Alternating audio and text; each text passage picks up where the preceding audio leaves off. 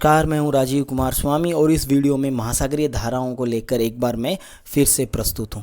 ठीक है, तो अपन ने पिछले वीडियो में जाना कि महासागरीय धाराएं वो क्या होती हैं, किस प्रकार से वो चलती हैं और प्रवाह क्या होता है। ठीक है, तो इन बारे में हमने जाना। देखिए, कुछ लोग जो है ऐसे भी कह सकते हैं कि शॉर्ट वीडियो बना रहे हैं, छोटे वीडियो बना के डाल रहे हैं, तो वो इसलिए क्योंकि लंबा जो वीडियो होता है ना, उससे व्यक्ति क्या हो जाता है, परेशान हो जाता है। ठीक है, तो छोटे वीडियो में जो है इंटरेस्टिंग बन जाता है टॉपिक, तो इसलिए छोटे वीडियो बनाए जा रहे हैं। ठीक है, तो अब इसके बारे में अपन आगे पढ़ेंगे, महासागरीय धाराओं के बारे में, उसके प्रकार वगैरह सब चीज़ें जो है इसी वीडियो में। अब यहाँ पर देख सकते हैं आप, जो है आपकी स्क्रीन पे है महासागरीय धाराओं के प्रकार। तो महासागरीय धाराएं जो होती हैं वो ताप के आधार पर, ठीक है, महासागरीय भागों जो धाराएं हैं उनको दो भागों में बांटा गया है। पहला जो रहेगा आपकी गर्म धाराएं रहेंगी, दूसरा आपकी ठंडी धाराएं रहेंगी। ठीक है, तो सबसे पहले अपन बात करते हैं गर्म धाराओं की। तो गर्म धाराएं क्या होती हैं और कहाँ ये जो है इनकी उत्पत्ति होती है। तो पहले अपन देखते हैं कि विषुवत गर्म धाराओं के बारे में। विषुवत जो रेखा है उससे ध्रुवों की ओर प्रवाहित होने वाली धारा को गर्म धारा कहते हैं, जैसे ब्राज़ील धारा।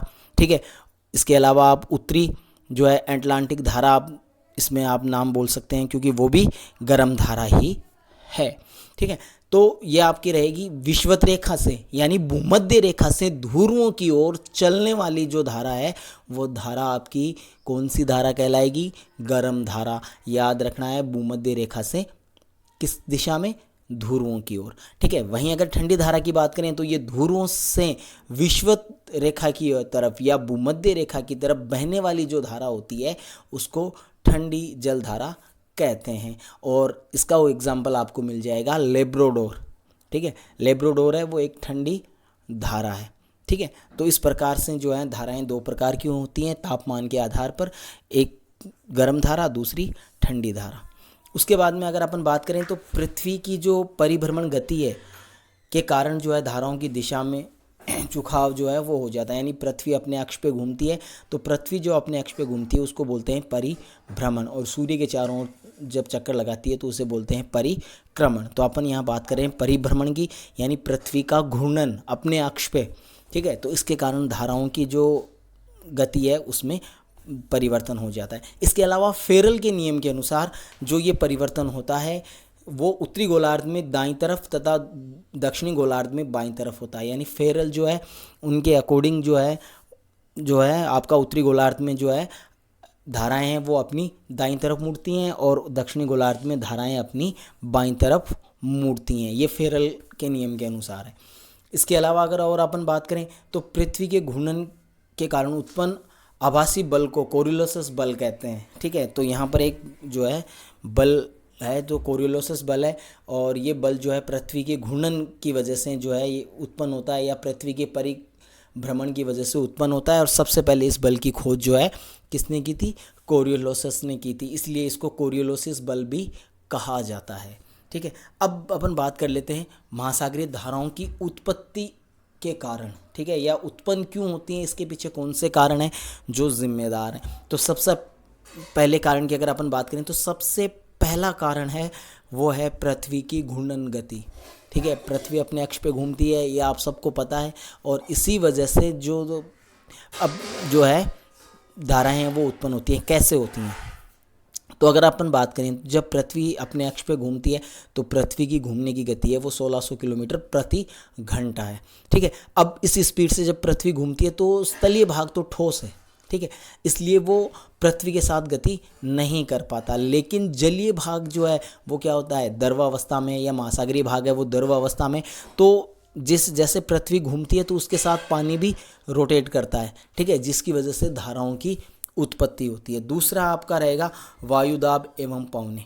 ठीक है, तो दूसरा महत्वपूर्ण कारण है वायुदाब और पवन। अब इनकी वजह से धाराओं की उत्पत्ति कैसे होती है, तो जहाँ वायुदाब कम होगा वहाँ पवनें हैं वो आकर्षित होंगी। यानी कहने का मतलब क्या है, नॉर्मली आप इसको समझ सकते हो कि उच्च वायुदाब से निम्न वायुदाब की ओर पवनें चलती हैं।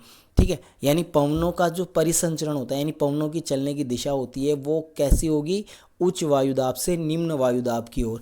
और ये भी ठीक उसी प्रकार से जिस प्रकार से पृथ्वी का परिभ्रमण की वजह से, अब देखिए जब भी पवनें चलती हैं तो स्थलीय भाग पर जब पवनें चलती हैं तो इनकी गति जो है लिमिट में रहती है, यानी एक मतलब प्रतिबंधित रहती है। क्यों रहती है? क्योंकि स्थलीय भाग पर जब हवाएं चलती हैं तो स्थलीय भाग ठोस होने के कारण पवनों को घर्षण बल लगता है, ठीक है, और उस घर्षण बल की वजह से पवनों की जो गति है वो नहीं बढ़ पाती है, ठीक है। और दूसरा ये भी कारण है कि ठोस भाग जो है वो पवनों के साथ नहीं चल सकता। लेकिन जब ये पवनें महासागरों पे चलती हैं, ठीक है, तब दो चीज़ें हो जाती हैं। एक तो इनकी गति बढ़ जाती है। गति क्यों बढ़ जाती है? क्योंकि वहाँ पर क्या है, कोई घर्षण बल नहीं है, ठीक है। अगर घर्षण बल नहीं है या अवरोधक बल नहीं है, आप अवरोधक बल भी बोल सकते हो, तो अवरोधक बल नहीं है, इसलिए पवनें जो है स्वतंत्र रूप से प्रवाहित होती हैं। कहाँ पर? महासागरों पर, ठीक है। और उसका नतीजा ये होता है कि पवनों की स्पीड है वो बढ़ जाती है, ठीक है, और फिर जो पानी है वो पवनों के साथ बहना शुरू कर देता है। तो पवन और वायुदाब का जो है महत्वपूर्ण रहता है महासागरीय धाराओं के लिए। इसके बाद में होती है सागर की लवणता में अंतर, ठीक है। तीसरा कारण जो है इसका रहेगा कि महासागर में जो लवणता पाई जाती है, वो लवणता जो है वो धाराओं के लिए जिम्मेदार होती है। कैसे जिम्मेदार होती है? कि देखो, जहाँ पर लवणता अधिक होगी, ठीक है, वहाँ के पानी का जो घनत्व है वो बढ़ेगा, ठीक है, और जहाँ लवणता कम होगी वहाँ के पानी का घनत्व इतना नहीं बढ़ पाएगा। तो जिस जल के अंदर घनत्व अधिक होता है, ठीक है, वो नीचे की तरफ बैठता है। आपने देखा होगा, अमूमन सी बात है कि जो चीज़ भारी होगी वो नीचे की तरफ जाएगी, जो हल्की होगी वो ऊपर की तरफ रहेगी।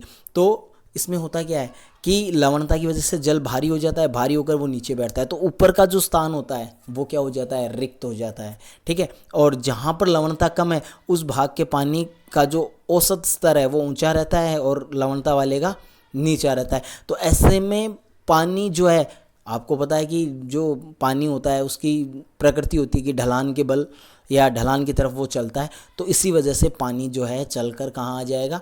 उस स्थान पे आ जाएगा जहाँ का जल स्तर है वो नीचा हुआ था, ठीक है। तो इस प्रकार से लवणता जो है इसको प्रभावित करती है।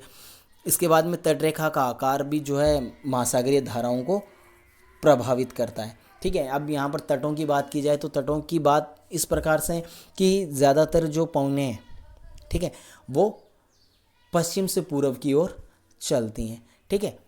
तो इस वजह से, और कहीं पर देखिए, अगर अपन बात करें कि अगर कहीं पर मान लो जैसे तटों के ऊपर बर्फीले क्षेत्र हैं तो वहाँ का जो धाराएं हैं, वहाँ पर धाराओं की उत्पत्ति नहीं हो सकती। क्यों नहीं हो सकती? इसके अलावा तट का ज़्यादा कटा-फटा होना, तो ये भी इस चीज़ को प्रभावित करता है। सीधे और सपाट जो तट होते हैं वहाँ पर धाराओं की उत्पत्ति अच्छे से विकसित होती है, या जो विकास है वो अच्छे से होता है। नेक्स्ट है घनत्व में अंतर। तो घनत्व में अंतर मैंने आपको बता ही दिया है कि लवणता जो है, लवणता की वजह से ऐसा होता है। इसके अलावा तापमान में भिन्नता, तापमान में भिन्नता के कारण भी महासागरीय धाराएं हैं वो चलती हैं। तो कैसे चलती हैं? तो तापमान में भिन्नता के कारण क्या होता है कि तापमान, भूमध्य रेखीय क्षेत्रों की बात करें तो यहाँ पर जल का तापमान अधिक होता है और ध्रुवीय क्षेत्रों पर तापमान कम होता है। और इसमें अपन पहले चर्चा कर चुके हैं कि जो गर्म धाराएं होती हैं वो ध्रुवों की ओर बढ़ती हैं और जो ठंडी धाराएं होती हैं वो विषुवत रेखा की ओर बढ़ती हैं। तो ये धाराओं की उत्पत्ति तापमान की वजह से होती है। इस वीडियो में बस इतना ही, जुड़े रहिए। इससे आगे हम चर्चा करेंगे कि जो हमारे 3 महत्वपूर्ण महासागर हैं, प्रशांत महासागर, अटलांटिक महासागर और इसके अतिरिक्त हिंद महासागर, तो इनमें चलने वाली धाराएं कैसी हैं, किस प्रकार की हैं, तो इस बारे में अपन अध्ययन करेंगे, इसके बारे में अपन चर्चा करेंगे। इसलिए जुड़े रहिए। इस वीडियो में बस इतना ही। चैनल को लाइक करें, सब्सक्राइब करें और शेयर करें। धन्यवाद।